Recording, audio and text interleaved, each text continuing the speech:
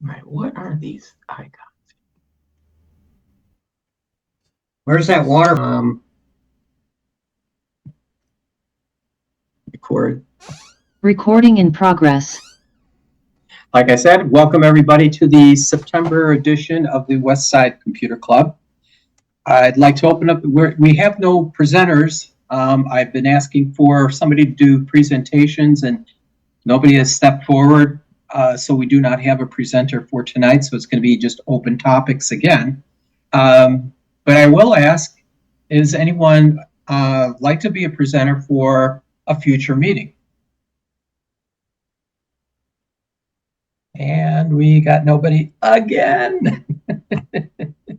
And before we go into what our open topics might be for tonight, Tim, did you have any announcements? For those who have an interest, this year's executive board election ballot is going out via email in the near future. So be watching for that, and then you can submit your choices back.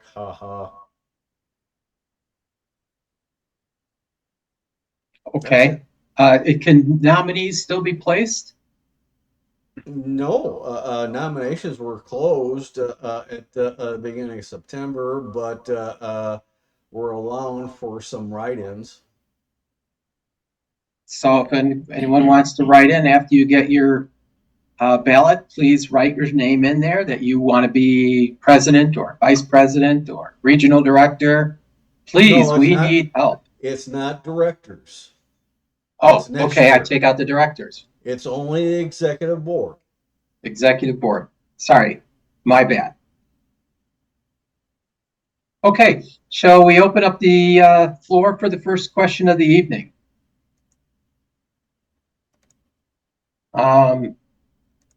Bill and Joe, if you're going to have a hand to raise, there is the ability to raise your hand under reactions. So please do. Since you don't have any video, I can't see it. Under reaction? Where's reaction? Should be at the bottom. I got it. And then you see in there, you'll see a thumbs up. You see a hand, a thumbs up. You got it. Ah, Bill has raised his hand. I like that, Bill. Go ahead. Now, I don't have a question, but I have a comment. Okay. My laptop is really old, and I've been noticing the CPU is running at 100%. And the other day, I had it plugged in, and I had the charger sitting on the carpet. And fortunately, I was sitting here. All of a sudden, it started sparking like hell and burned a hole in the carpet. Wow. If I hadn't been here, it might have caused a fire. So obviously, I bought a new charger. But what I did is I went to Menards and got a piece of sample tile, hard tile, and drilled a couple holes in it and twist tied the charger to that tile. And the charger fits on there just perfect. So now it'll never be on the carpet. So that's a good footnote. So a little words wise to other people about chargers and carpet. It was going to cost me $250 to fix the carpet.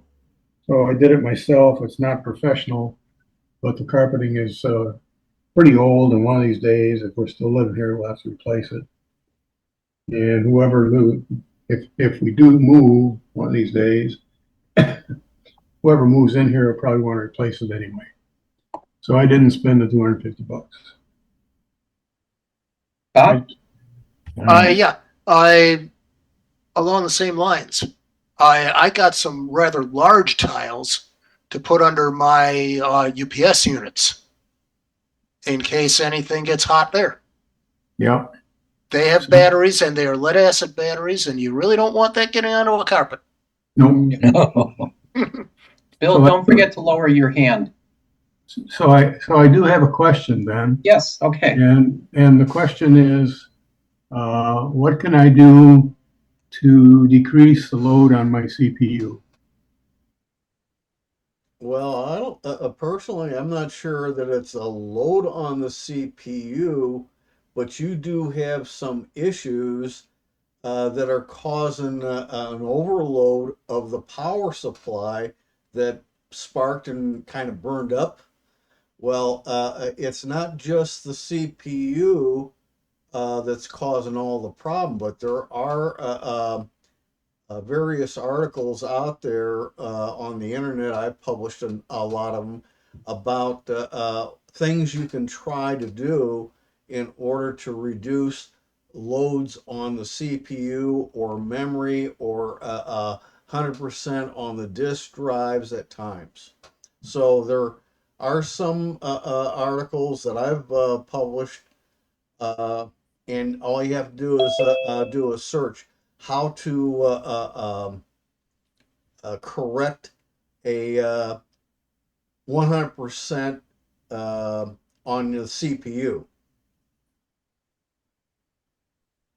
Okay. So one of the things, Bill, is I don't know if you've done it lately, but you could always take a can of compressed air and blow out the blower in there. Lower and where? Well, the first thing is the bottom of your laptop, can that be opened easily? Yeah. Well, I can get into parts of it.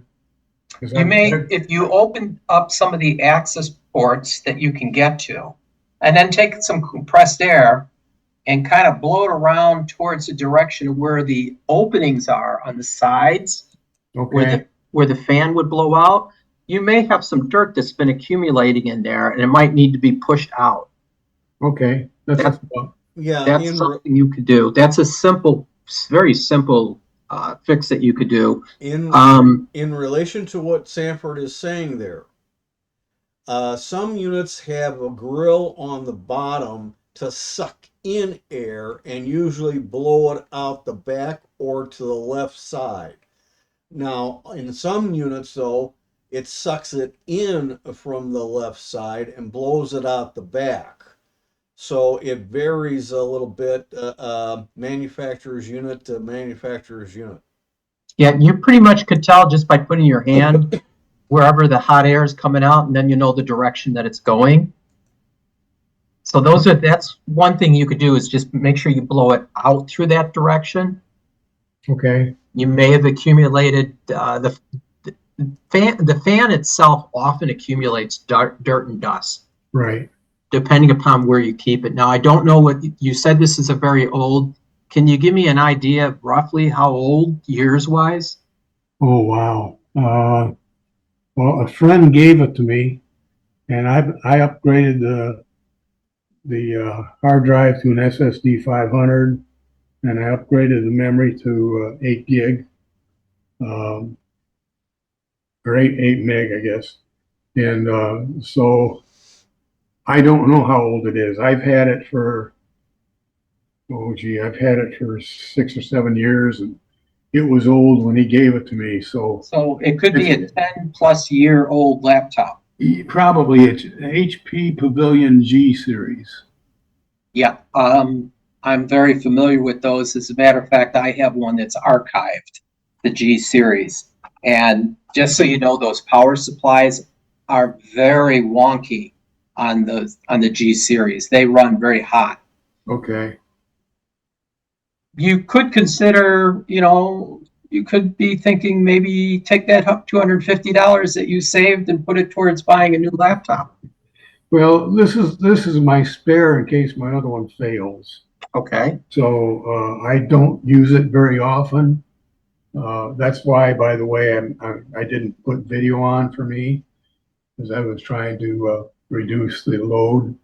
As I sit here and watch it, I have a monitor on the CPU, and it does change. It'll go from 100 to, at times it went really low. It hasn't done it today, but it would go down to 90% or 80%, or sometimes even less. So I thought maybe I've looked at Task Manager, and my startup files are mostly all disabled.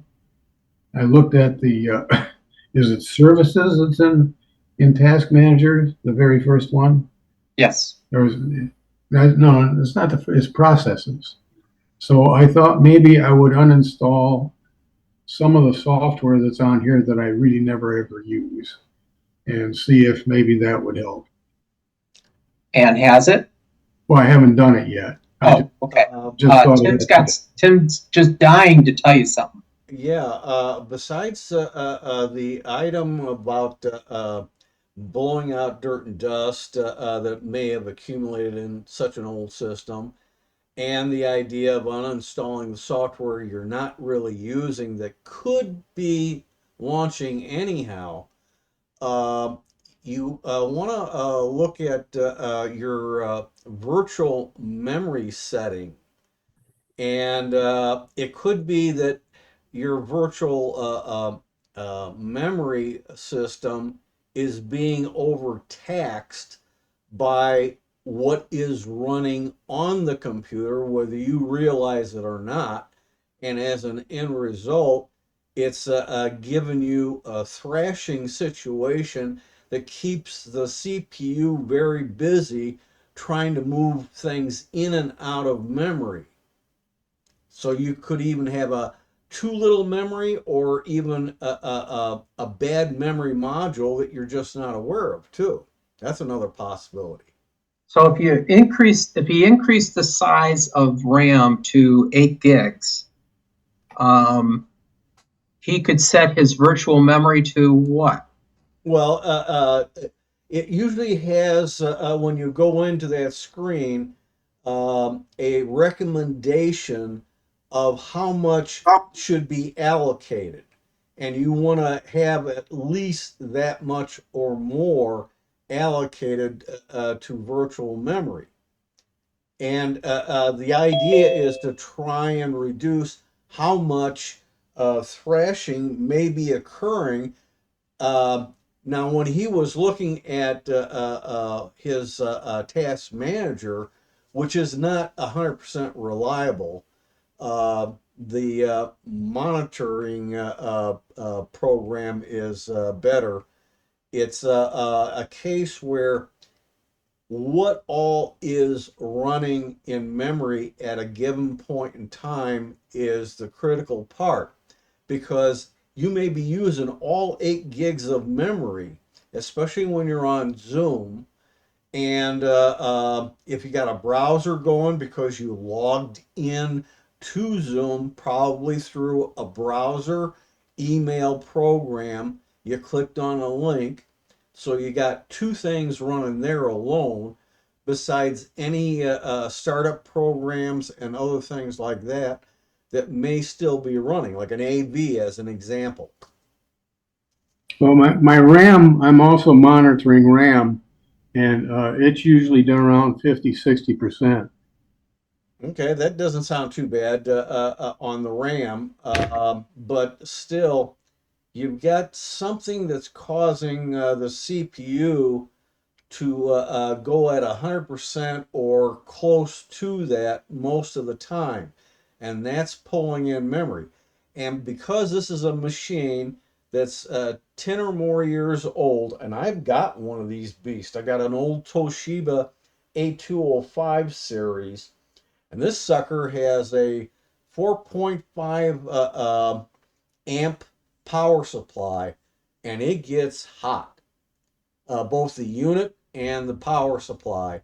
And they tended to be that way because, say, in the Toshiba line, they would go for performance. Therefore, they had to have higher wattages on a similar machine to an HP or a Dell.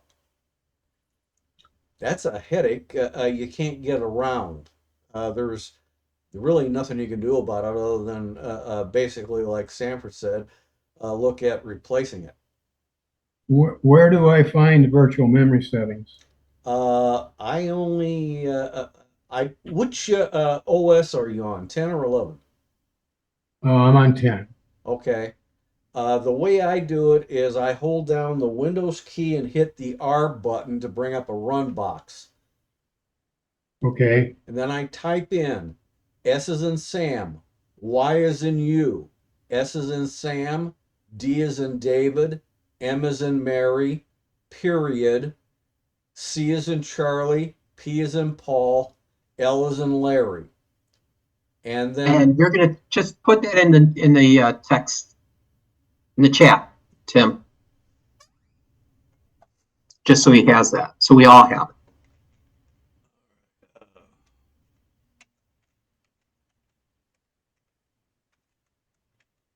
Bob's got his hand up. Yeah, Bob? Yeah, one thing I would like to mention, which is a little bit different, over time, there are hardware components that, as they age, tend to cause a lot of heat generation or heat retention. One of these is failure of thermal paste, and another of these is just the general aging of electronic components. Power supplies also are pretty notorious for, as they get older and more used, they tend to generate more heat. And if it already was generating heat, that's going to get worse. yeah, heat is a big enemy of computers and electronics in general. It degrades them. It can cause short circuits, component failures, and these could lead to unexpected increases in power requirements, causing generation of a lot of heat. There's so many possibilities for this condition. It's not funny. All right, so now that he pulled up that system, Yeah, click on Advanced tab in the middle. okay, And then the first category under there is about system performance. Click that. And when you bring that up, it shows you the things that are cutesy things about Windows 10 or 11. Most of it can be shut off. But the second tab is where you get your virtual memory down at the bottom.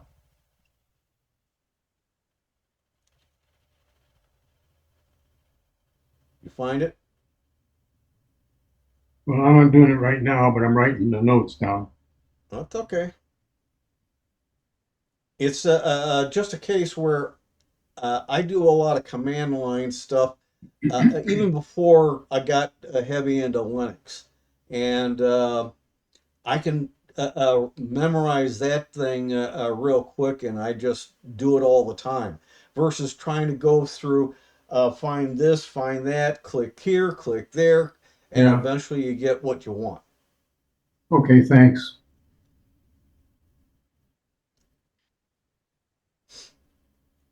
yeah, so the visual effects, you could change that in that setting to put it to click on best performance. Right. Or And that will turn off virtually everything. And that may take just a little bit of load, even if it's only a couple percentage. But you will notice the cutesy pretty things are going to be gone. It's going to look very stale, but it'll still get, Windows will still get the job done. out of that section that you're talking about, I always eliminate everything but 4 entries, and that's it. Okay, no.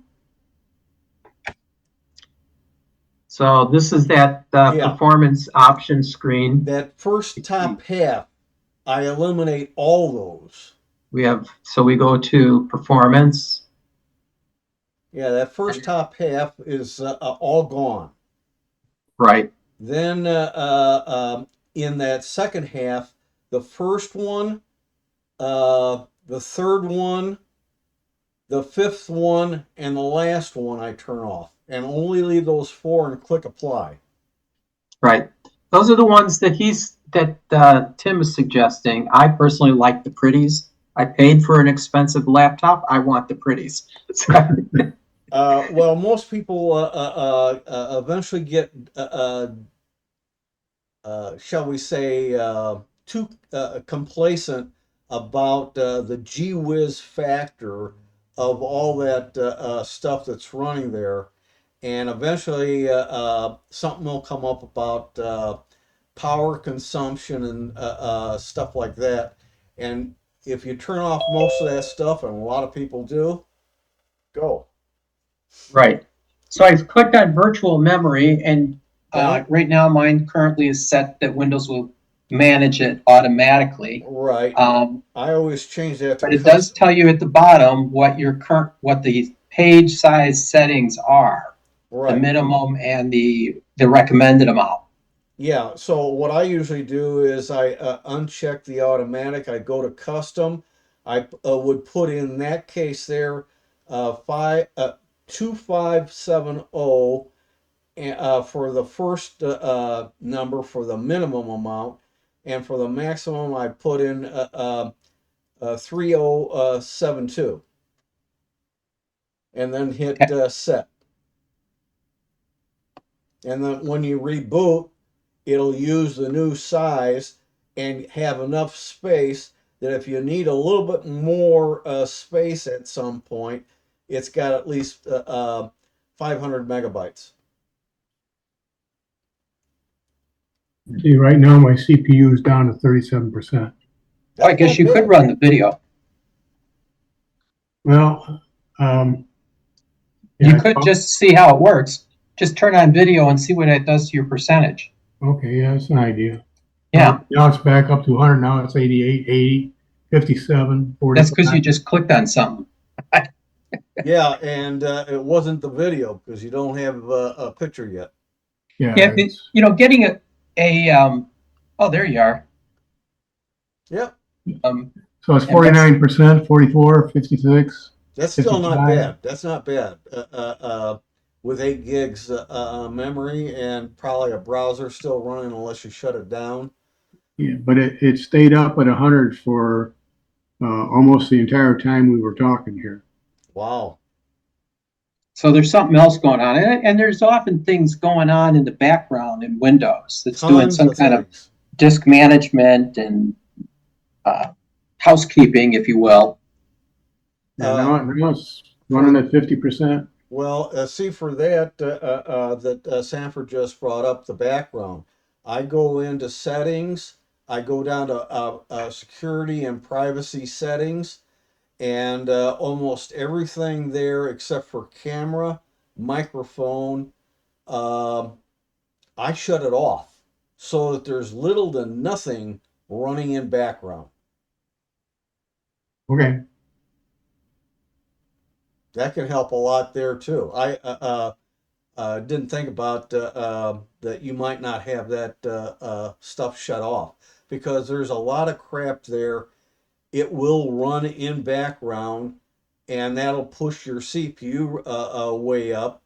That creates a heavy load on that power supply that you burned up, and that's a big problem.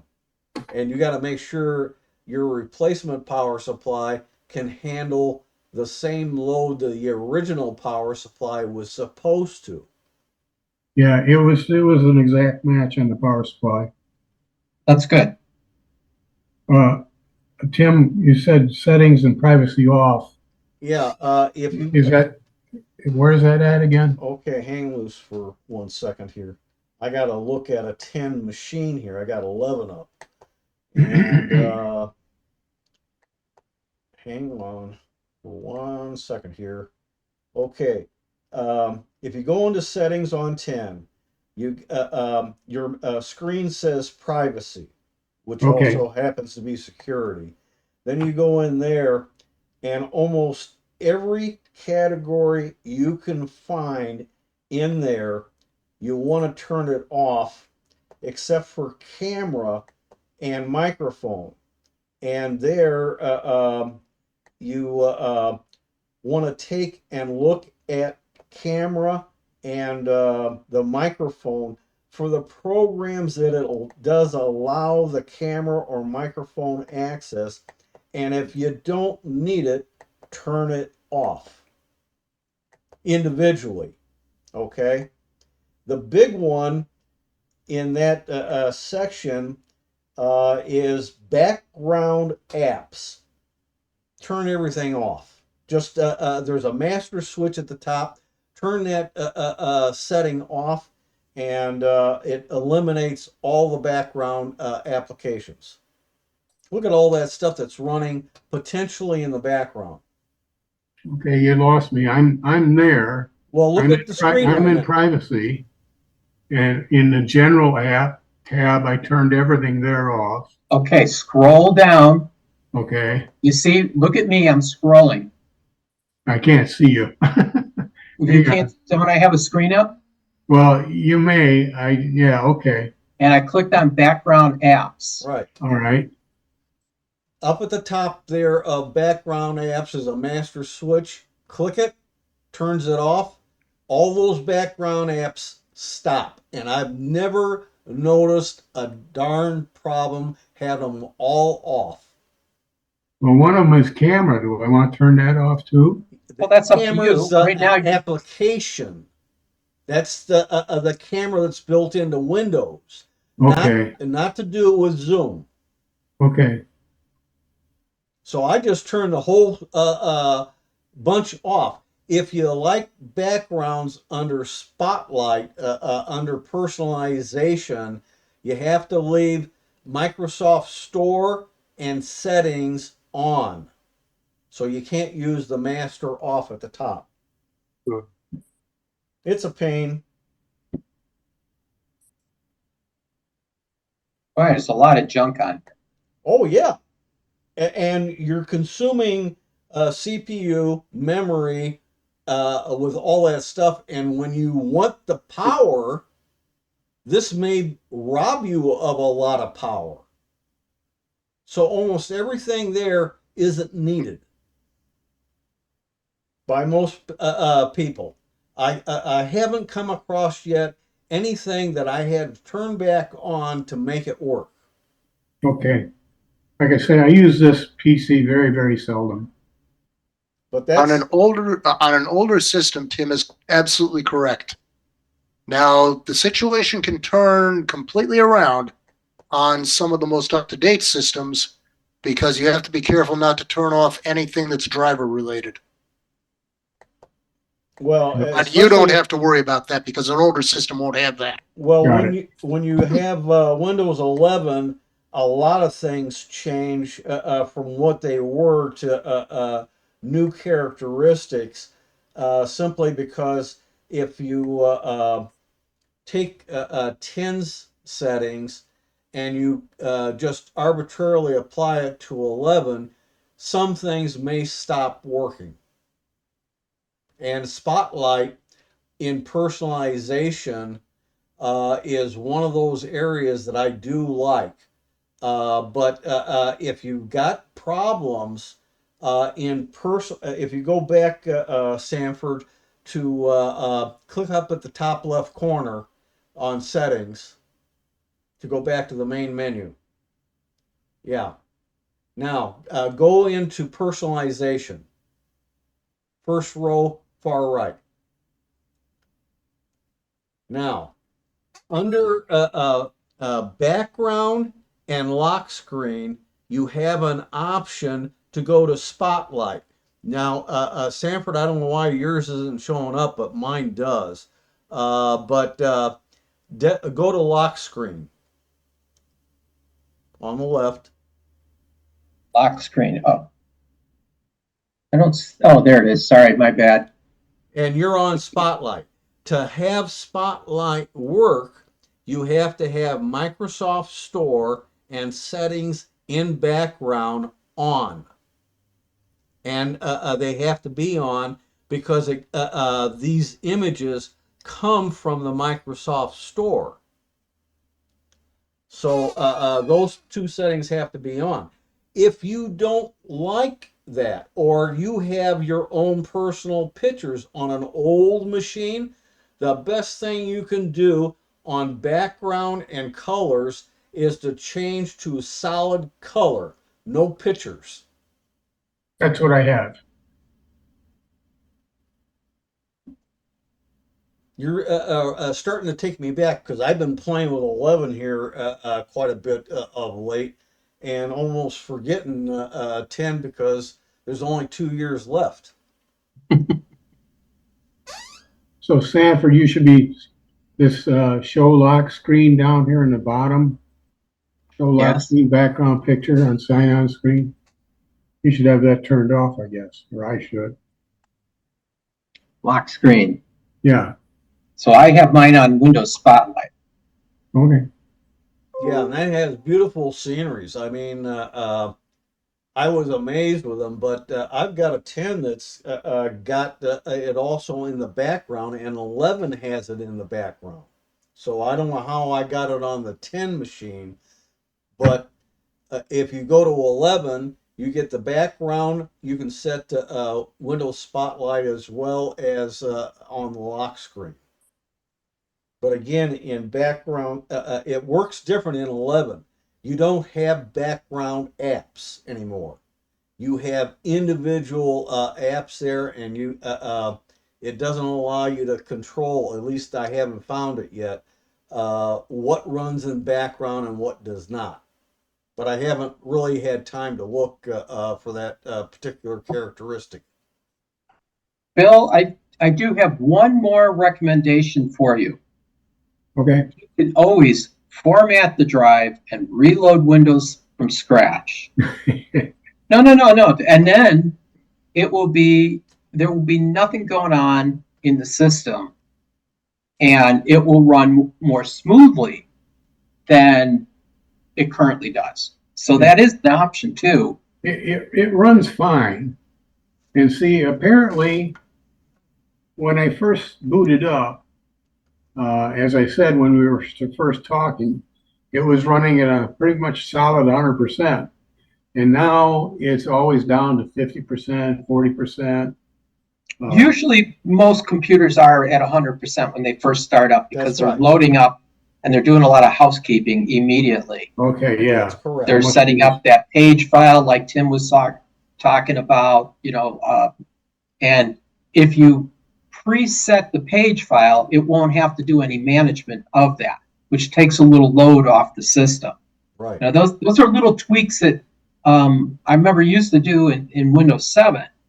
Is I set up a page file or virtual memory, and this is how big it was, and that sped up the system. In 7, you were always looking for a way to shave a percent off that processor. How much boost could I give it? A percent here, a percent there, and eventually it gets 10, 20, whatever. Okay. It's not a joke either, especially when you get into old machines. And Sanford's recommendation of doing a clean install and go from there is not a bad idea, but a lot of people don't like it because they got to figure out what they've got that they need to keep, like reinstalling new versions of the programs if they can find them, and any data file transfers, stuff like that. A lot of people say, I don't want to mess with that. It's going to take me forever to figure it out if I ever figure it out. Yeah, I don't even keep data files on this machine usually. I have a little thumb drive that I stick in and use that for anything that I want to save. Well, that's good. And that means, so you're only talking the operating system, its settings, and any application programs you still want to have. Yeah, I got Microsoft Office on it. Boy. Okay. That's one. Don't bash it, Tim. Don't bash it. No, it can be one of those that can cause an overload depending on the settings. Stuff in the office might be running in the background. And his Microsoft Office account probably is using OneDrive. So it could be shuttling stuff on and back and forth to the internet via OneDrive, which Microsoft Office likes to do. So you could also, Bill, you could also run CCleaner. Yeah, I get to run that quite often. Okay. I'll give you another one. It's called BleachBit. BleachBit comes from the Linux world, but it runs cross-platform, so it runs on Windows and Mac, and it finds a lot of garbage that all the others combined do not find. Not a joke. Bleach Okay, I pit? think we've covered this topic. Yeah, is it bleach pit? P-I-T? No. Bit. Put it in the chat. B-I-T. Bit, B-I-T. Put it in the chat, Tim. All right, now let's move on to a new question or a new direction. Jim, I know you got something you've been burning to tell us. It was something about a phone problem you had. So if you can unmute yourself, I know it's a short little thing, but please tell us what you had. So I actually made a couple slides here because it helps me think. So let me see if I can make this share.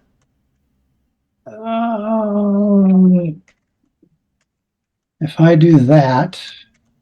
Yay. So let's see, are you getting my whole screen or are you just getting the app? We're getting your PowerPoint. Just the PowerPoint. Okay, good. So basically what happened, and I have a 5-year-old Samsung S9 phone, and it's getting to the point where a full charge barely lasts a whole day, and I'm pondering what else to buy. But in the meantime, I have a bunch of photos on the device, about 12 gigabytes on the phone itself, and about 8 gigabytes on the Microsoft, on the micro SD card, and that's a picture of the SD card. So a few weeks ago, when I plugged in the charging cable, the phone went dark and shut down. And I had to restart it. And when it came back up, I didn't realize it for a day or two, but all of a sudden, the phone was not recognizing the SD card anymore. And so I had a number of pictures that I couldn't access, and I had some downloaded files and things like that I couldn't access.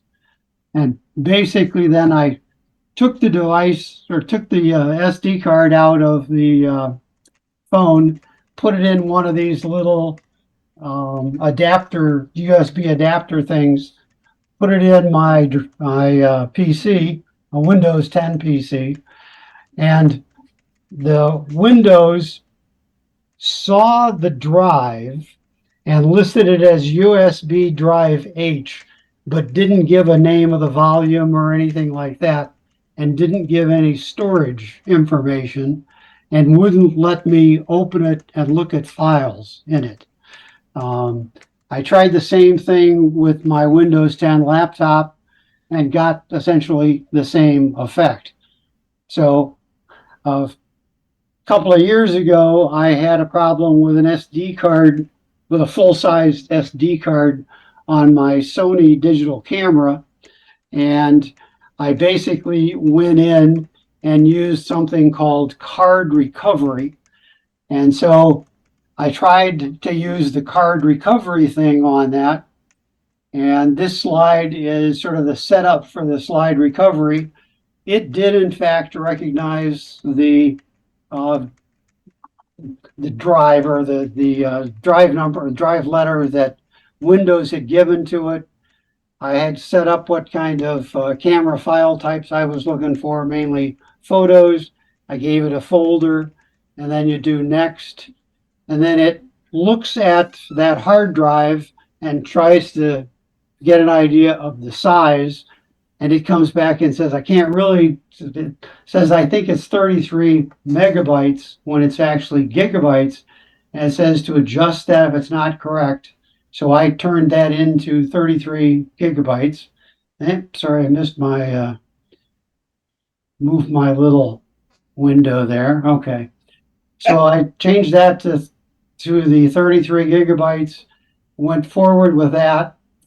It basically then came up and started to scan, and I redid this today so that I could get this picture, and I took it before it scanned. So it started to scan, and I basically let it run for 36 hours. And over a period of 36 hours, it scanned 10% of the 32 gigabytes. Wow. And in that 10% that it scanned, most of the sectors it marked as inaccessible sectors, and it didn't find any files. So at that point, I got sort of bored with the whole thing and said, the heck with it, and I shut it down. And I decided I would contact Mr. Sanford, and given that he does a lot of photography stuff, see if he had any ideas. So he suggested I try something called ReCuva. So I loaded the free section or the free version of that, and it asks you, what are you looking for? And I marked pictures, tells you pick the file or the location. I used the H location again, and it ran for, if I remember right, 5 or 10 minutes, and it basically came up with two screens that look pretty much like this. So a whole bunch of stuff, and then a second screen. And to me, this looks like system files or something that were on there, but it found no actual picture files. So my two questions, or my conclusion here is I need to do a better job of backups. Turned out I was able to find a backup from July the 4th and recovered the vast majority of my pictures. But my couple of other questions for you all. Should I have let this card recovery thing run for more days? Does anybody have experience with that particular piece of software? Well, Only ReCuva. Okay. okay, now with Flash Media, it's classified as unreliable. I don't care if it's a regular flash drive, an SD type card, whether it's full size or a micro. An SSD is flash drive type memory.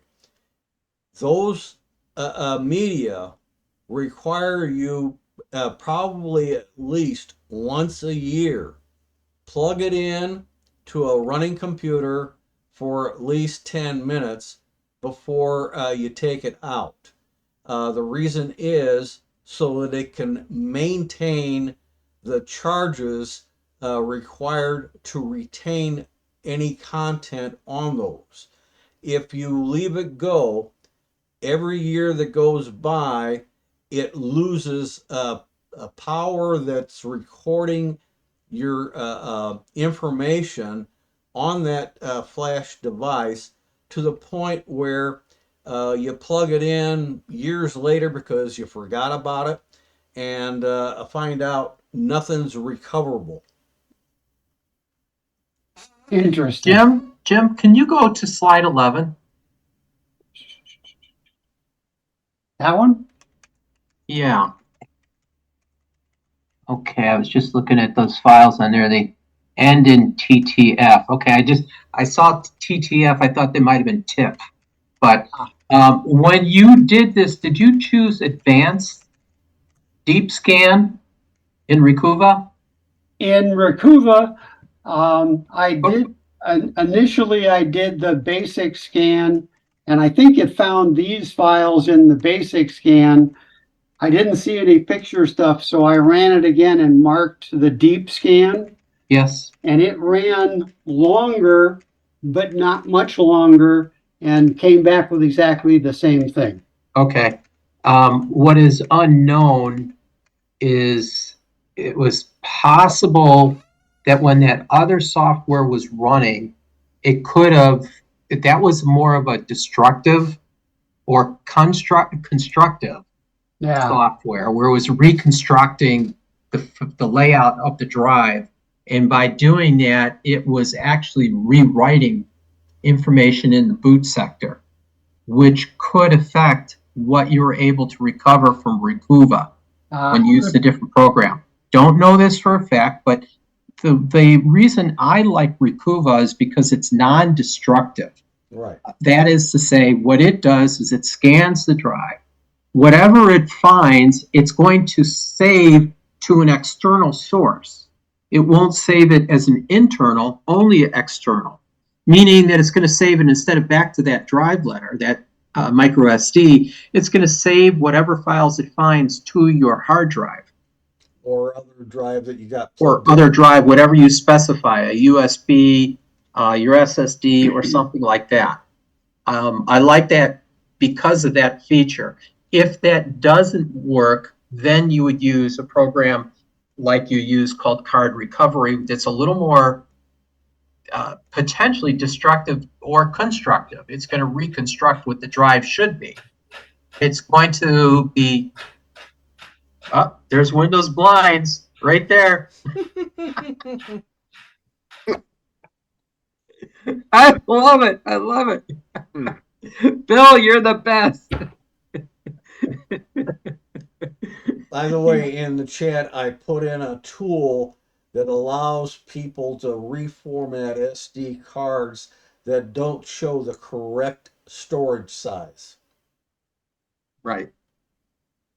Okay, I'm sorry. I kind of was just going a little more in depth on ReCuva and what I was finding, and why I like that particular product, but it may not work for you.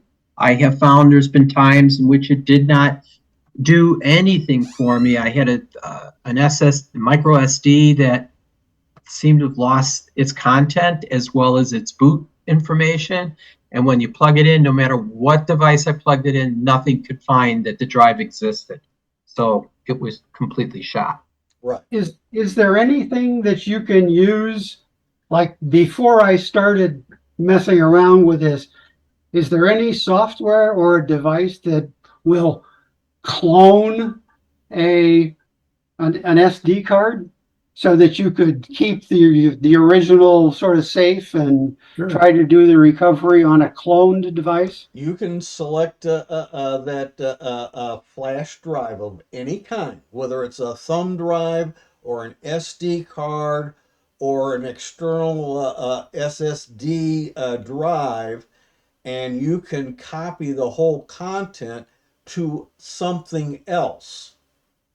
Now that I'm not saying that's the best way, that's one way.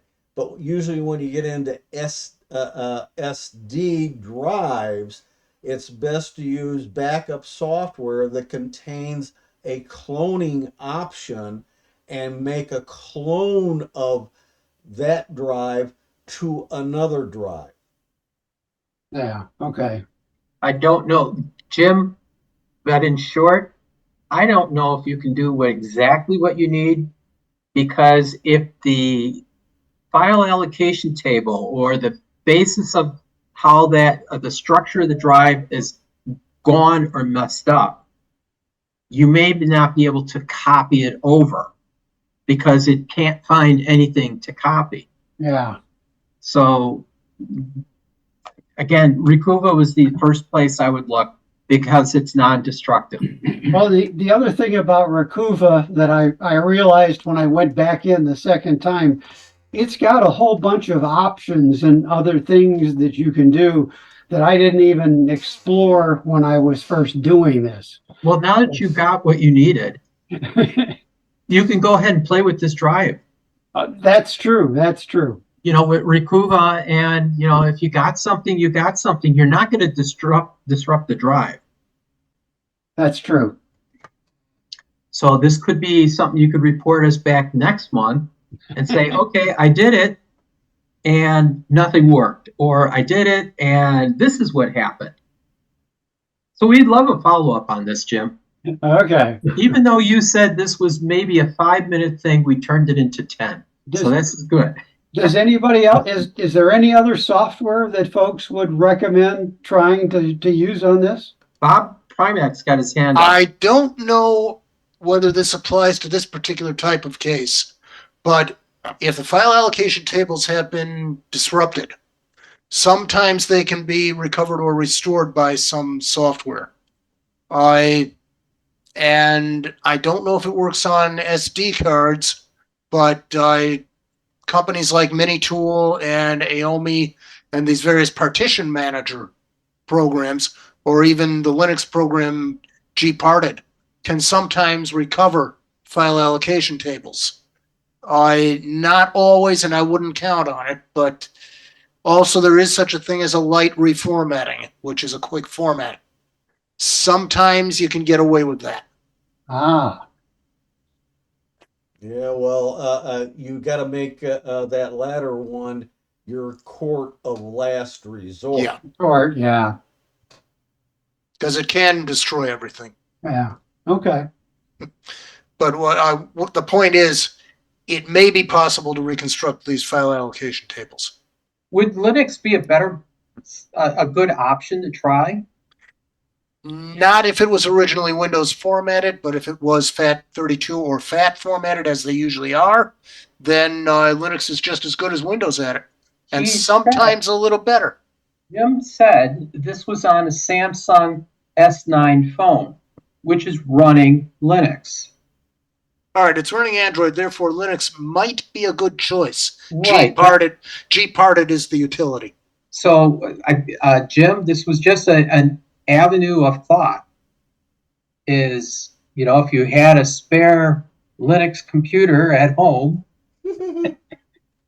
you could run some kind of utility there that would recover it via Linux. That might be another way to look at it, at the content. Well, I have several spare computers. Unfortunately, none of them are running Linux right now. Well, there is a CCS Linux group that meets once a month, and you could always chime in. Someone on that group could walk you through setting up one of those spare computers with just a version of Linux. They could probably have you up and running in no time, and then you could play around. It's a great group. I think you should go and check them out. Tim, when does that group meet? Fourth Tuesday of the month. There you go. The fourth Tuesday of the month. Jim, put it down on your calendar. Grab your machine. All I should have to, can't I just go to the website and find it on the website? I posted a couple of key items in chat. Linux can be run from a flash drive. There is such a thing as a live ISO, which can be set up to run just off the flash drive. And one of the tools you might try is Gparted. Okay. That's in chat. Thanks. Yeah. Jim, you can stop sharing your screen. Cool. Speaking of the chat, before the meeting ends, you need to go to chat. Down at the bottom, you'll see 3 horizontal little tiny dots, and I mean they're tiny. You click on that, and it'll give you a menu with the first item, save the chat. And when the meeting ends, it will your system will come back and open up a file explorer in your documents folder, your Zoom subfolder, and show you a text file of the chat content. Double click it and you can view in Notepad or some other similar program the content of the chat that I and Bob have been making, and anybody else who puts something in chat. Jim, thank you very much. Thank you, guys. So we're not guaranteeing results, but this is another avenue that can be tried. Okay. And by the way, if it is a file system that has anything to do with Linux or Android, well, especially if it's a Linux type of file system, those have a higher rate of success recovering the partition and the file allocation tables than NTFS or Windows FAT32 formatting. Linux just seems to be a bit more resilient in that regard. Okay. Okay, thank you very much. New topic, new direction. We are looking for presenters for next month. Anyone like to I do have a question. Yes, Jim, are you looking to be a presenter? I got you down.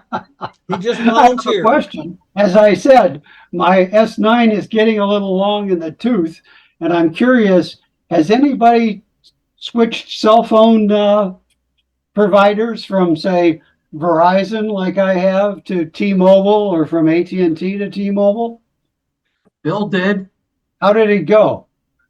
I went from Xfinity to TracFone, and the reason I did that is because I had an old iPhone 7, which I guess is no longer going to be supported.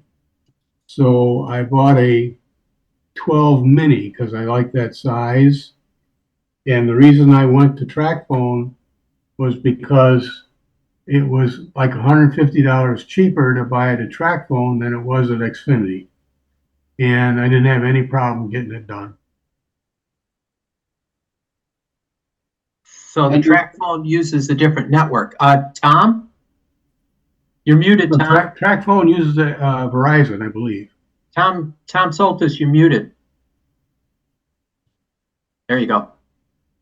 A few months ago, I've had Verizon, and it's normally was costing me about $65, and I have Comcast, and they've been advertising. So I went in the store and I said, "Well, what's the deal here?"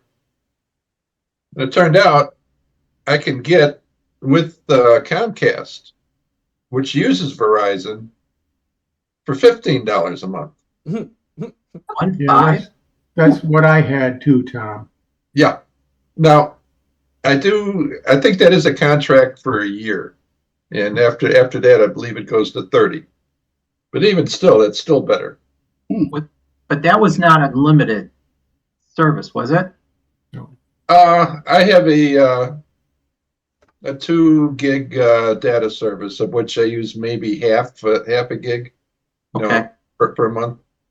TracFones cost me $15 a month.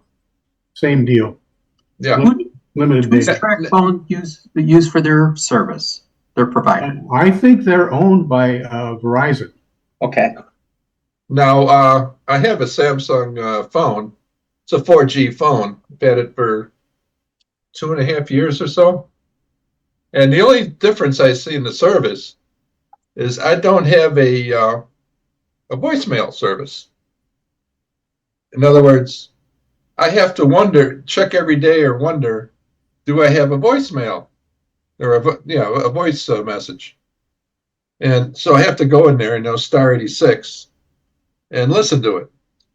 And it's because the Verizon phone that I had, you cannot use any other service to get that voice message service, other than actually physical go in and listen. And that's a little annoying, but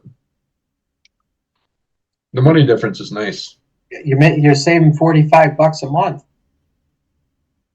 No, I'm saying, no, 60 minus 15, 45. 65 it was. 50, yeah. Yeah. So, what are you doing with that extra $45 now?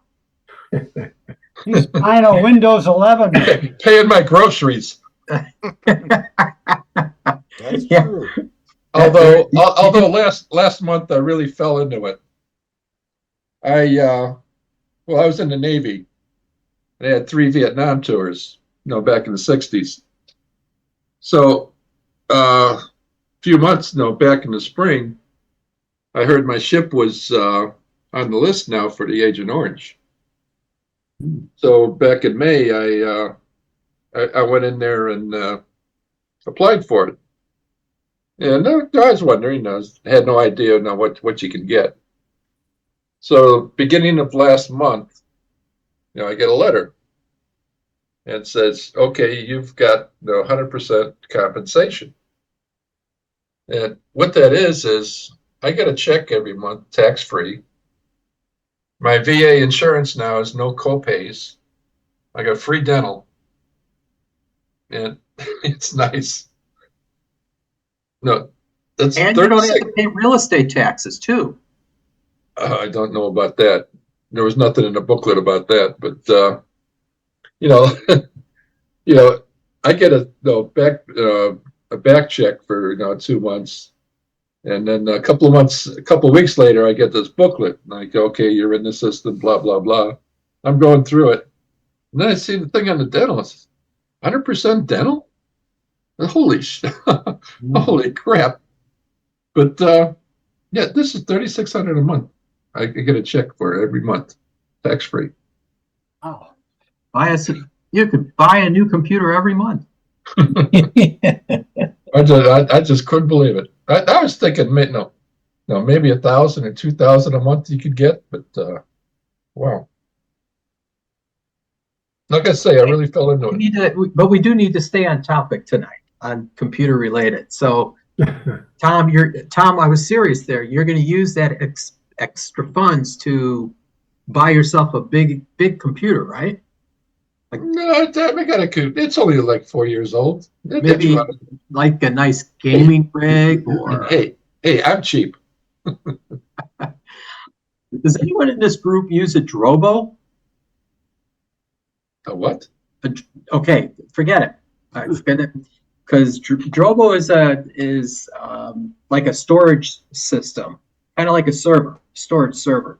But apparently Drobo decided they were going to exit the business and left everybody that owned them high and dry. And they were a very prominent name at one time in storage servers. They were like a turnkey type system. So there was not much you had to do to them. You put the drives in and you put it in a corner and let it do its thing. But I just learned recently, I think this happened some months ago, that Drobo decided they were going to leave all their users high and dry and just stop supporting and shut everything down. So, but since nobody here uses it, we can move on. What else do we got? Next question, new direction. If you guys give me a moment, I'll grab my iPhone and I'll come right back. I'll show you something. Well, Tom?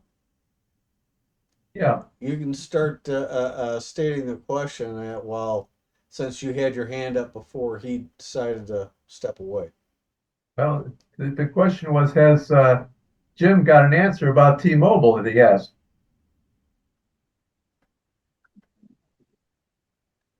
You got sounds like nobody's done that. Sorry. What was that, Jim? Sounds like nobody's gone to T-Mobile. Oh, I'm on T-Mobile. Well, I'm on T-Mobile myself. What is it you want to know? Well, I'm interested in whether did you have Verizon or somebody before? Well, I did. I had Verizon before, but it was a long time ago. A long time ago. Okay. I did, and it was maybe 3 years ago we switched from Verizon to T-Mobile. My opinion is if you stay local or only travel to big cities, you will not have any issues. However, if you travel a lot, that is, if you drive across this country, Verizon has far superior coverage and better signal strength than T-Mobile does. Very aggravating when we are driving, and my wife and I we're doing a lot of traveling. We do a lot of camping, a lot of driving to remote areas or places that don't necessarily have good cell service. And T-Mobile does not cover it. We often have problems where we're not getting data. She'll be getting mad at her phone and want to throw it out the window. You kind of get that picture of what's going on with that. But that's our opinion with T-Mobile. It works. It works very well if you're in a big city. But if you're traveling around, you will run into problems. I saw, Jeff, did you have your hand up? Yes, I made the switch from Verizon to T-Mobile about 4 months ago. And I really sometimes you just get forced into things. Verizon, I had an S10. And Verizon was constantly bothering me. I was out of contract that I could get a new phone if I re-up, but it was the standard S23, and my vision isn't all that great, so I like the larger phone. So I went to Costco to see about if they had any deals or anything, so expecting them to be Verizon, and discovered that they had changed. They no longer had the Verizon kiosk there, but they had the T-Mobile. So I figured, well, I'll talk to them. And T-Mobile was able to give me a brand new S23 Plus phone, plus free Netflix, plus the Apple Plus TV, no contract, and it was just like a no-brainer for me, you know. So I switched over it. I've been, and like your experience there, I found that local use in the area is fine. You get into a rural area, sometimes not too good. But I don't do a lot of traveling, so for me it works. There's also on Samsung either S22 or S23. I know of a guy in another group. He's gone through 6 of them, and it's mostly with sound problems that he was having. He's worked with Samsung, and they keep replacing the phone time after time. And finally, he's had enough with the Samsung phones, and has gone to, I think, an Apple.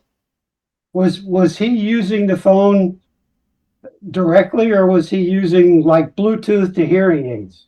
To the best of my knowledge, he was using it directly. But there was also a problem. I remember one time in one meeting, he was using the Samsung for some sound situation, and all of a sudden, everybody's holding their ears because a loud screeching noise was coming from his phone. Hmm. So that was, Your I mileage think, may the vary. last one he had, and I think he switched after that. And I don't remember if it was going to an Apple phone or if he was going to a Google Pixel phone. Okay, thanks. Okay, I do have something I would like to show the group. I've got to turn off my backgrounds. Bear with me a second. And turn this to none. Okay, on the iPhone. I'm sorry, I don't have any good way of showing you this, but this topic is going, let's see if I can get this to work. There we go. Under messages, if you delete a message and you want to recover them, you go to your messages and swipe to the left, from left to right. And this brings up the message menu here. And I need to look for the selection here. Can I get this to work? Yeah. It's hard to see this, but at the very bottom on your iPhone on this menu, there is a selection there, recently deleted.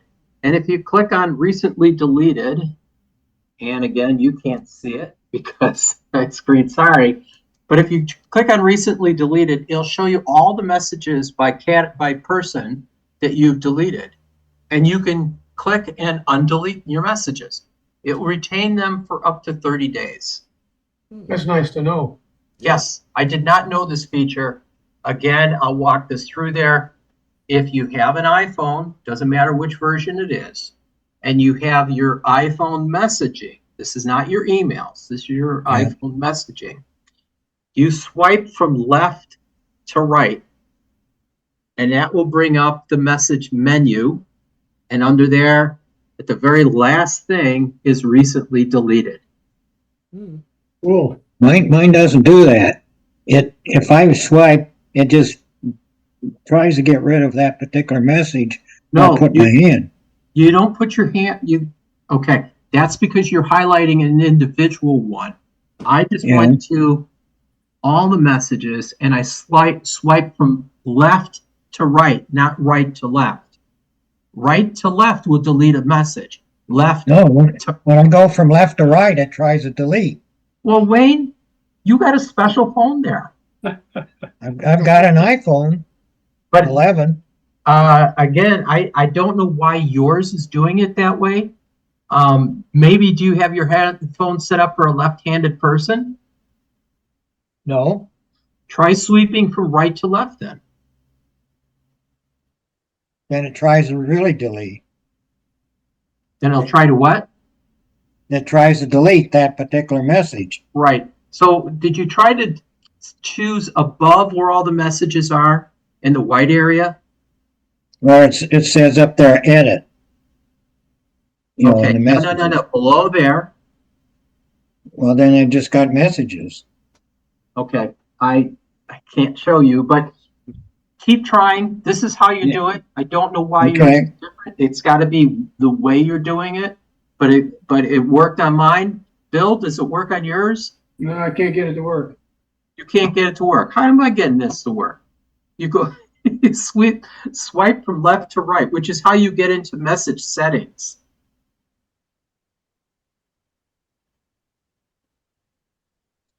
Anyone else got an iPhone? Not working. Not working. Well, this is what I read on how to do it. It works on mine. I'm sorry that it's not working on yours. I tried. So Um, in I other thought words, that you open messages. you open messages where all the messages, not an individual message, but all Yeah, your messages yeah. are shown up, and then just put your thumb on the left-hand side off the screen and then suddenly go from left to right, and that should do it. Yeah, it isn't working. Yeah. I would really like to have that feature. It's there. It must be something is a rise on it because I'll Google it and see. yeah, because Yeah. this was something that showed up in one of my feeds. So,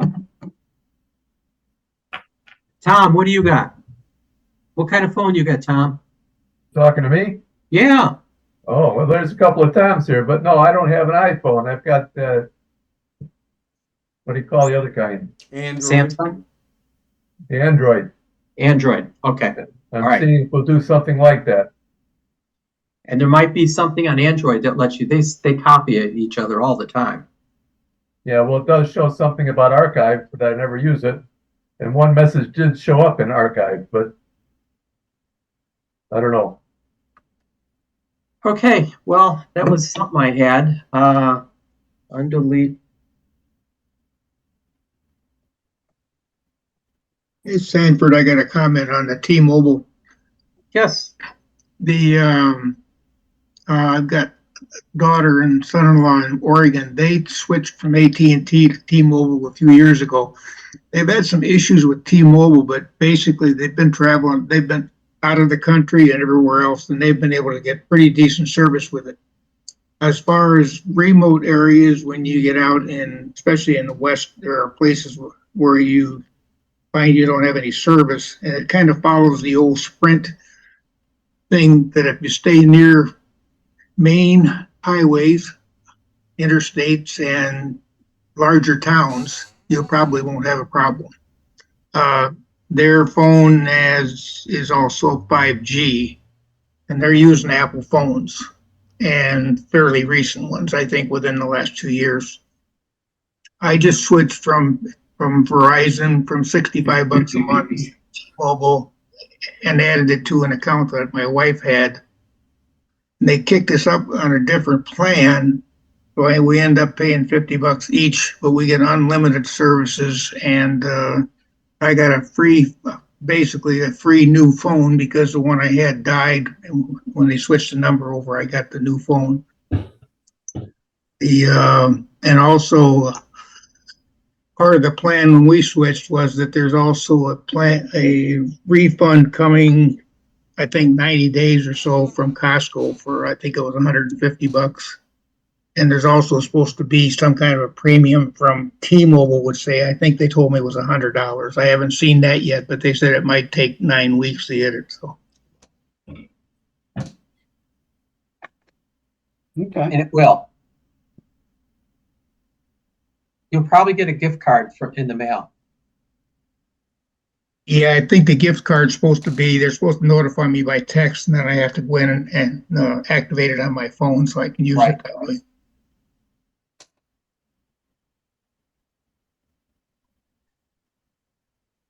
Well, I've used my iPhone with AT&T in Cuba and in all different countries all around the world.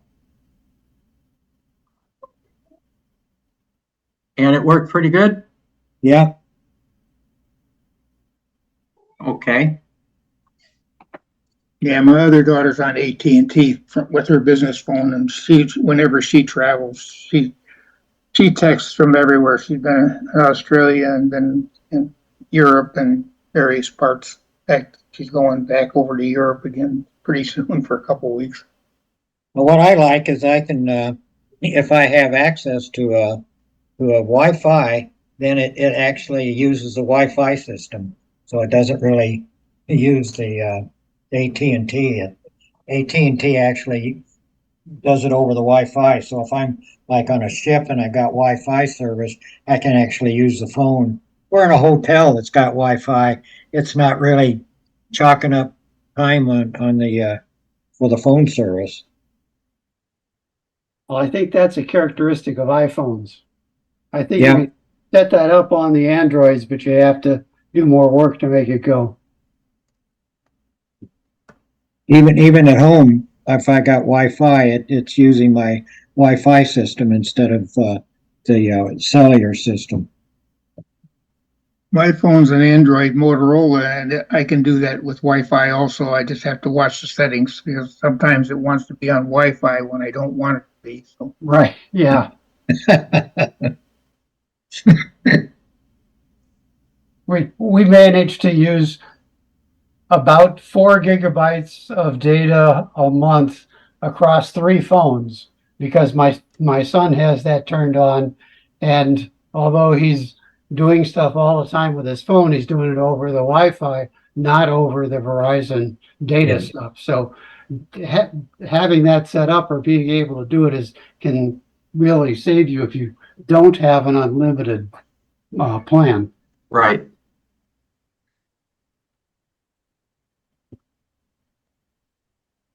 Okay, next question, new direction. Now we're all answering that phone call. That's okay. Sanford, you might want to mute Bill's. I will mute him. Okay, got it.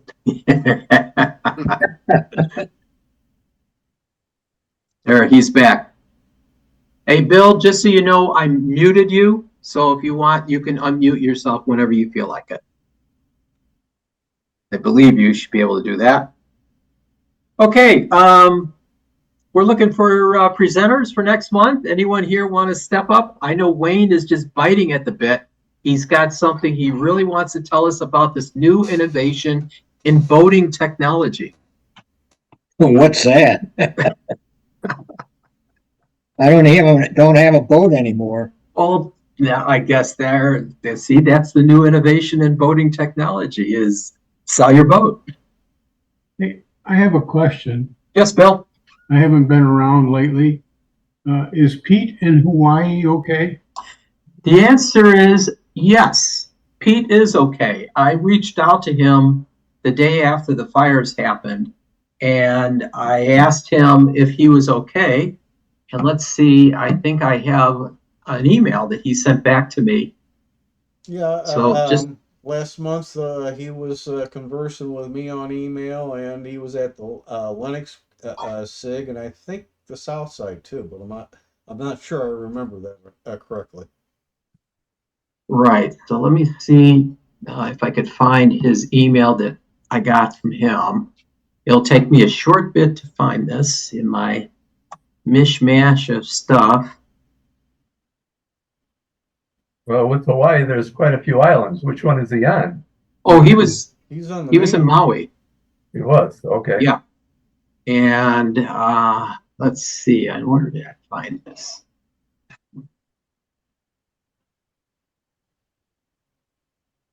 I was actually in that town a year and a half ago. Beautiful place. It was. It was. Yeah. It was. Yeah, now I can't see the find. Never could find it. Pete. Yeah, I thought I read something about that giant banyan tree. They lost it. Yeah. No, they didn't lose it. No, they didn't. Really? No. Yeah, there still is enough of it that they're going to be able to resurrect that. that tree. It Oh, got good. it got badly singed, but it's still alive.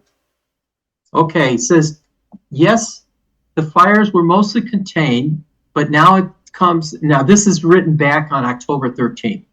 Now comes a Herculean task of bringing paradise back that will probably take 3 or 4 years.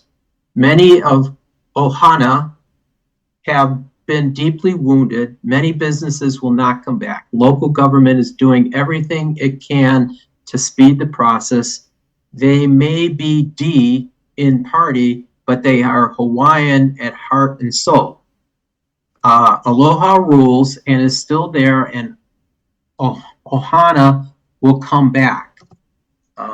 It's not about how an individual survived, but can those who at least expected to do help those who are affected? As we know, Bezos and Oprah have stepped up, and he goes into a few other things about how much they're expecting it, but they believe that over 10,000 birds nested in that tree alone, that banyan tree at the harbor. They don't know how many actually perished in the wildlife wise and how many people perished in the ocean. So, and I will leave it at that. So yeah, he is okay. Good. I guess he's on the opposite side of the aisle, and so he was not directly affected. Okay. We were talking about new phones. I got a new watch Okay, to go with your phone? to go with my phone, and I went from a 4 to a 6. And the reason I stopped at the 6 was because it's the same size footprint as the 4. And the reason I went up to the 6 instead of the 5 is because the 6 has what's it called? O2 oxygen levels. Okay. And I have a lung problem, so I wanted that. It also has, the 4 did too. It's got beats per minute, but the 6 has also got blood oxygen levels. Sure. So, and it doesn't work all the time, but it's something I can use. Like 2 hours ago, I was at 97%, which is great. That's good. Yeah. Do you use it when you sleep? I don't. I have a regular oxygen meter that I use. I do use oxygen when I sleep. Okay. So that's where I'm at. Okay. Well, because the phone will, I'm sorry, this is the Apple Watch you're talking about. Apple Watch, yep. Right. The Apple Watch version 6, it does have the ability to monitor your O2 levels when you're sleeping, but you're using better technology, so stick with what you've got. So I do use mine when I'm sleeping, my Apple Watch. I found it beneficial the next day to see how much deep sleep I got versus restful, and see what how much REM I've gotten in there. I found it to be fairly accurate in terms of at least on REM, because I'll take a note that I woke up at a specific time and I was dreaming like heck. And I look at the watch and I'll see the next day, I'll look at the watch and say, okay, I woke up at, let's say, 3 o'clock, and it'll show that I was up for a period of time, but it'll show you that you were definitely in REM just before then. So I know that part is right. It does monitor your heart rate and your respiratory rate while you're sleeping, which is good. My And bed then does. you could use a product like Sleep Plus Plus, which is a free app that will bring up your more extensive sleep information and let you see graphically or point-wise. I'll show you the points on a scale where you were in terms of your heart rate and your O2 levels. Well, My sleep number bed actually shows, heartbeat and breathing. Wow. There's Your bed. There's another factor coming up here for the Apple Watch. When they come out with OS 9, make sure you upgrade to it. Second, you want to wear the watch while you are sleeping in particular. Yeah, Because what they're doing is they're adding total monitoring for atrial fibrillation, because a lot of people may have it, but it's not constant, and it's very periodic. And this monitoring software creates a buried PDF file that, once you know where it's located at, those can be given to the doctor to yeah, show you've got atrial fibrillation. It may determine how bad it is by the doctor reading it, etc.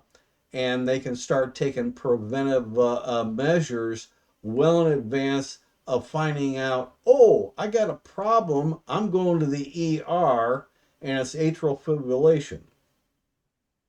So this is something that's coming up. The bad part is a lot of those watches, because of some of these monitoring features, are eating the battery like crazy, and you got to charge them daily. So the Yeah. best thing you can do is find out, shall we say, a point in time during the day where you can charge the watch up completely, where you're less likely to have a problem with atrial fibrillation. And I found that out through Tech for Seniors group, because Ron Brown is a former doctor, and he does a lot of stuff, especially on atrial fibrillation and other medical issues. He creates short videos.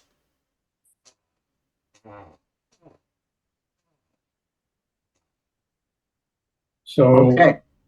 how do you find these other features on the watch? Well, like I said, for that one, right now, if you don't have iOS 9, you have to take and I think use the heart monitor. You press your finger on the crown, Yep. and but that's so brief. If you've got periodic atrial fibrillation, it won't show up unless you're having an attack right then and there. This monitoring thing is built into the 9 for constant monitoring. I think that's also big with the new Apple Watch that's going to come out. Well, yeah, it'll be there too, but my understanding, it's a feature of the iOS 9 watch software. So theoretically, if you got older ones, it may work there as well. I can't guarantee it, but it's a strong possibility, the way things were worded in that meeting, that just getting the Watch OS 9 may give you that capability, as long as you're not yeah, on yeah. an extremely old watch. I've got a 9.6 version. 9.6? Yeah, 9.6.1. Okay, I think there's a heart health app on the phone, and I can't remember the details right now because it's been a couple weeks. Buried in there gives you the access to the PDF files that Yep. the atrial fibrillation monitoring creates. Yeah, it's the ECG that it creates, electrocardiogram. Right. So it's something that is worth knowing and researching. And like I said, you have to be careful. When you want to go to Tech for Seniors website, it's Tech for Senior, no S at the end, period, com. That gets you to their main site. And Ron Brown has made lots of medical type of videos that are probably 5 to 15 minutes long, about various health issues and how technology can help you out. Wayne, I was in the ER and they told me the ECG on the Apple Watch wasn't any good. Oh, it's supposed to Well, be the best. it's not Well, a true, yeah, It's not a medical device. no. I believe that Apple was applying for medical certification. Yeah, it's not going to be as good as a 12 lead cardiogram, No. period. It's not even designed to go that high, but Right. it is something that can give you medical information. You're having a problem, get in and get that 12 lead cardiogram. Yeah, I wore a heart monitor for a week, and they said, well, my heart's not normal, but it was normal for me. And you got a big heart, and it shows. Well, all you got to do is find out what the definition of normal is. I Yeah. still am scratching my head over that one. I think it means you're still breathing. It says that the app checks the pulses, electrical pulses of your heart, and it says if the upper and lower chambers of your heart are in rhythm, if they're out of rhythm, that's atrial fibrillation. Yep. So that's what it's checking. Okay. Yeah, that's It's usually it's the upper chambers that go out of control, from what I remember from Ron Brown, and Yep. the bottom may work fine, but because the upper part's out of control, it's not pushing the blood into the lower sections to be pushed out into your lungs or your body. Well, that would be a flutter. Well, that's what, in a sense, atrial fibrillation is. It's your electrical pulsing is not working right. It's all over the place. So if you want to call it a flutter, that's fine. That's what atrial fibrillation, in a sense, is a fluttering of your heart because it's not beating correctly. Okay, we need to stay on computer topics here. That is Instead of a medical. computer topic. I'd like to say that none of us here are medical experts. And all this discussion is only what we know. And this is not to be taken as any kind of medical advice. Right. There. I got the disclaimers in there. We have to cover our ass. This is true. Okay. So Apple is supposed to be coming out with a new phones soon, I believe. Yes. And the speculation is, how expensive will they be? They were saying up 100. Yeah. How big will it be? They're going to How big will discount they it be? to $2.50. That's what Tim was willing to pay. Mhm. $2.50. Actually, I've got an older iPhone, but right now it ain't working because I got to get a new battery for the damn thing. Not worth it. No, probably ain't. Does anyone have use an iPad Mini? Nope. Okay. All right. Next Use an question, iPad. direction. Nobody's got a good subject. Tim, you were going to talk about that new backup feature that Microsoft was going to include in one of our updates. Yeah. I'm not sure what. Not what you hate about it, but what its good things are. No, I haven't gotten deep into it because I haven't had the time. But there are 2 new utilities available from Microsoft. And my personal opinion, they're at least up to 30 years overdue. One of them is called PC Manager. The current version is 3 point something. If you normally do a download from Microsoft, you get version 1. And I have a link that I've published before several times for that'll get you up to the version 3. It looks different too. But basically, that utility pulls together a whole bunch of utilities that have been built into Windows, probably going back as far as Windows 3. and it pulls them together into one interface so that you can do a whole lot of maintenance on your system from one interface. Then they came along with another one for backup, but it's using the Windows 7 backup that's been in 7, 8, 10, and currently 11. And I'm not going to be surprised it shows up next year if they get 12 released. And basically, it's pulling again into one interface a bunch of utilities that have been in Windows for a long time and giving you one view to be able to do all the various maintenance, because it has several features. If you want, I can share the screen and probably show you at least the PC Manager. I don't have on this one here the backup one, but where did okay, this is PC Manager. Come on, do what I want, not what you want. PC Can everybody Manager see is from this? Microsoft. This is from Microsoft. Their own people finally put all this shit together, and it should have been done long ago. This is version, let's see, let me double check that. What I've got right now, version 3.4.3.0. And basically, you have here what's called a boost capability.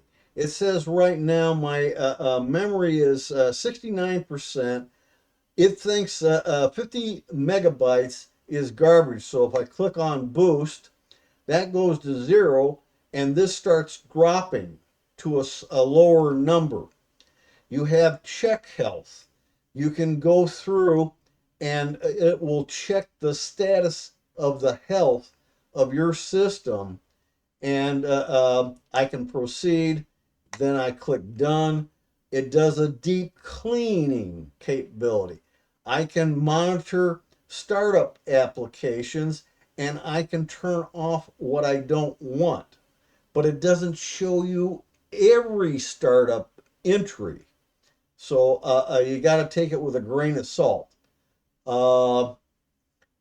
Processes, you can look at what processes are running on your system.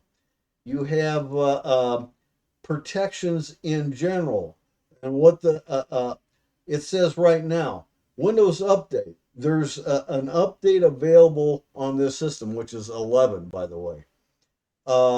Browser protection settings, taskbar repair in case you're having headaches with the taskbar, something's not working right. Restore default apps. The storage management. I can do a deep clean from this location, do a scan. I can look at my download files and maybe prune out stuff I don't need there. I can look for large files, and if I don't need them, I can get rid of them to recoup the storage. I can turn on and off storage sense. I can go in here to apps, and I can find out processes. I can find out startup apps and control them from there also. I can also go to the Microsoft Store if I wanted to get something new or an update. Microsoft Store, if you ever open it up, in the right side down towards the bottom here on the store is libraries. You click it, and when it opens up, you'll have a button up there that says Get Updates. And it'll find any applications on your system that need updates, automatically install them. And it's something you ought to do about once a month. You have also tools. Now, this is a cool thing. If you turn this on, it's a taskbar. Up here, I have the taskbar.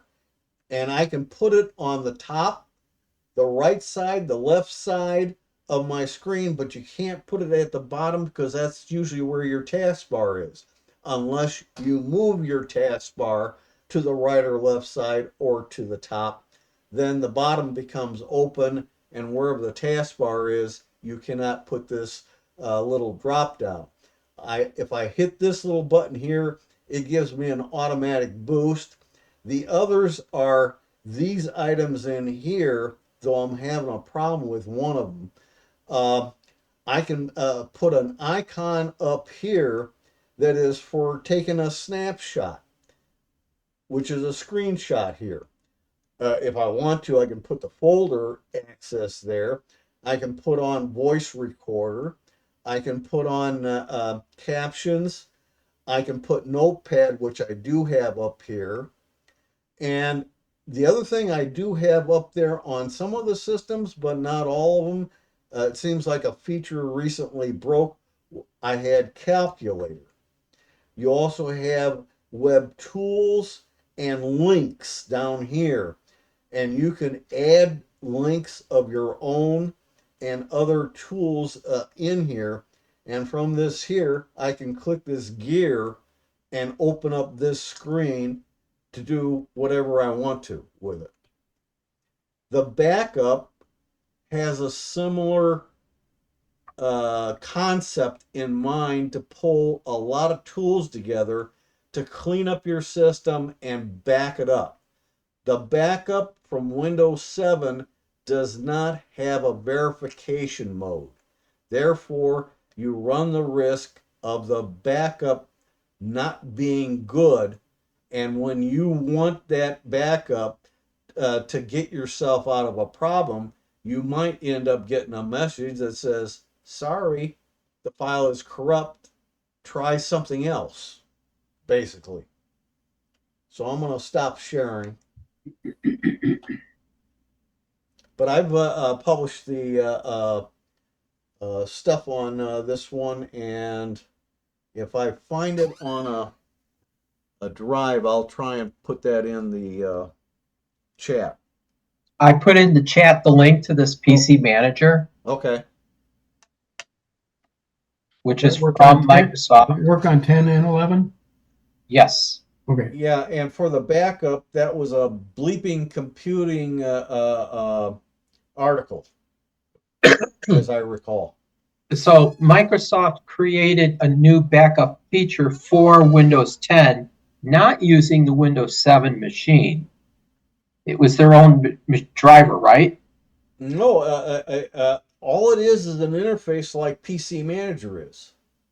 Okay. But I've at least that's what I remember reading. But like I say, I only did a brief read on that. Maybe I'm wrong, but to the best of my knowledge, they have not made a new backup program. And if they did, they'd put it in 11, and they might not port it back to 10.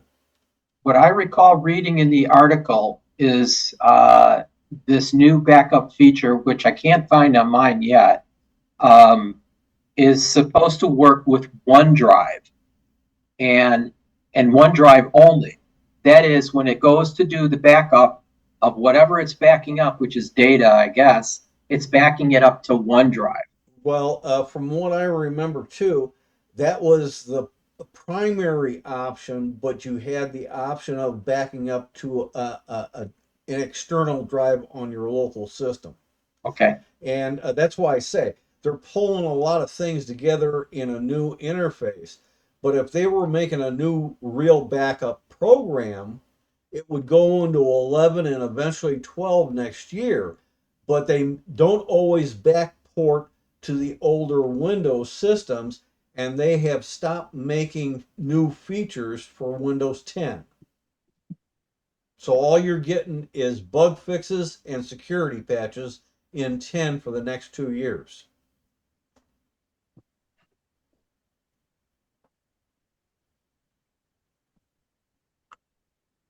Yes.